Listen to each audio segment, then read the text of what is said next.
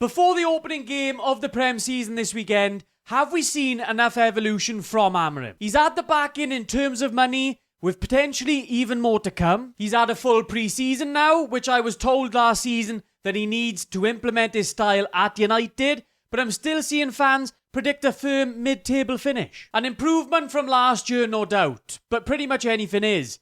But it's hardly where we want to be. Am I crazy for expecting more with this squad? In today's video, I want to take a closer look at United's pre-season, have a look if enough tactical evolution has taken place in that time for United to at least be competitive against every Premier League team this coming season. Hold on to your butts. First off, I'm going to look at the in-possession stuff, and what you could see straight away, there was a lot more rotation of our wide players, getting them in a lot of dangerous positions. The 10s having a lot of freedom to drop deep, but then also making runs in behind. That was very refreshing to see. Simply more numbers in the box as well, giving players like Mbuemo more options to cross the ball to. I didn't like the false nine stuff we saw with Mount in the last game, but with Seshko potentially being fit, Xerxes coming back into match fitness as well, that shouldn't really be needed. Plus, it did seem as if Amorim was maybe trying to prove a point to Højlund at the same time as well. I spoke in a recent video about United's troubles in front of goal last season.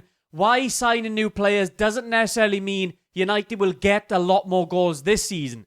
I spoke about how United play far too frantically, we're too rushed with it, we give away the ball far too much. Make sure you're checking out that video, subscribe while you're there as well. Just do it! But Amorim did speak in pre-season about United playing at different tempos, controlling the ball a little bit more, learning when you actually need to play frantically and when you need to be a little bit calmer and keep hold of it a little bit more as well. It's clear the United still haven't got hold of that just yet. They haven't got that concept down. We still play full throttle a little bit too much. In build-up, it's clear United still have issues. The centre-back still pushes up. It's something that I will never understand. You'd think a potential midfield signing would aid that central build-up, but I don't think that's ever really Amorim's intentions anyway. He prefers to use the passing deep to lure the opposition into going man-to-man and then playing it into the forwards. Again, Seshko will help you hold the ball up when it does go long. Whether this is an effective strategy to use week in, week out in the Premier League, we're going to have to wait and see this season. It still baffles me how United went all out on attackers when that midfield is in the state that it's in. If we don't sign a midfielder before that transfer deadline day, then my worries about this season are just going to increase massively. Out of possession now, and this is what truly frustrates me under Amorim.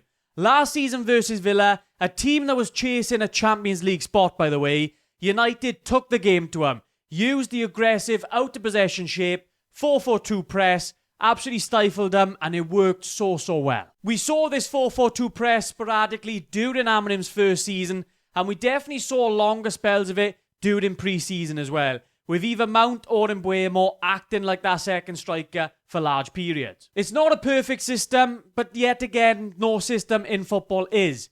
It relies a lot on your wide centre-backs being comfortable in defending out wide, basically defending sometimes as a full-back would. It's why players like Mazraoui, I do think Luke Shaw has a part to play if he's going to be fit this season. I'm surprised we haven't seen Dalot in those wide centre-back positions, because having them in there, wide centre-backs that will eventually act like full-backs in certain situations, having those in there, those guys seem ideal for it. But I'm surprised we haven't seen Dalot there, but it's the reason why Amorim really likes Mazraoui in that right centre-back spot. But someone needs to tell me why in certain games and in certain scenarios in matches, United resort back to this 5-2-3 shape out of possession. Against West Ham, we looked silly doing it. And we didn't just do it for the goal in that game. The warning signs were there even in the first half of it. We got destroyed on numerous occasions last year with it, and none more so than the Newcastle game that we had at home. I can get on board with the 5-4-1 shape if you want to really be compact, but the 5-2-3 really does stink, especially when the centre-backs don't jump into that midfield area. To make any back five system work, the centre-backs need to be comfortable jumping into midfield to press the opposition 10s. Otherwise, your midfield is going to get constantly overrun, as they're always going to be 2 versus 3 in that area. I did a video looking at the Champions League final that Chelsea won under Tuchel, and it was a major thing that I noticed from that game. Chelsea's wide centre-backs being comfortable jumping into midfield when they needed to.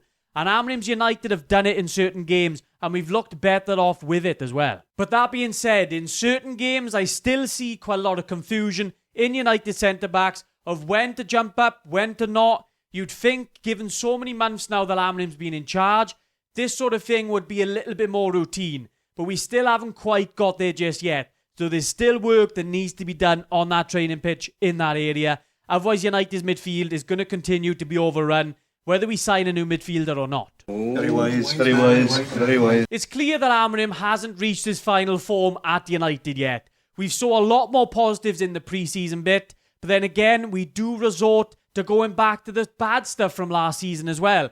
And that's the most frustrating thing. We see some good things, but then, yet again, you see the bad crop up every now and then, and you start questioning what the hell's going on. But even if Amorim does reach his final form at United, we also don't know whether it's going to be a successful one. That's clear. Just because it worked at Sporting, it doesn't mean it's going to work in the Premier League. I've still got so many questions.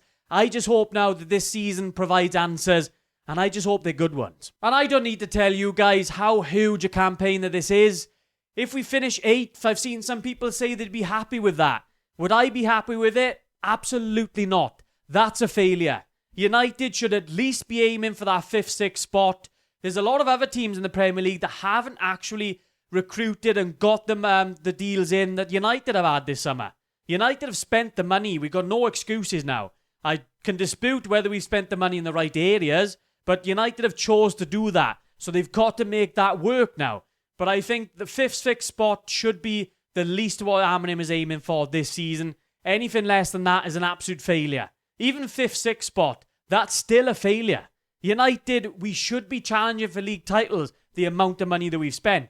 How we're so far off it, I'm still just a little bit baffled by. But it's clear that painfully United are still far off the top 4. But I do firmly think 5th, 6th, that's what we should be aiming for. You want too much. Let me know what you guys think about the video down in the comments down below. What's your predictions for the season? As always, guys, drop a like if you enjoyed the video. Subscribe if you're new around here. And I'll catch you in the next one.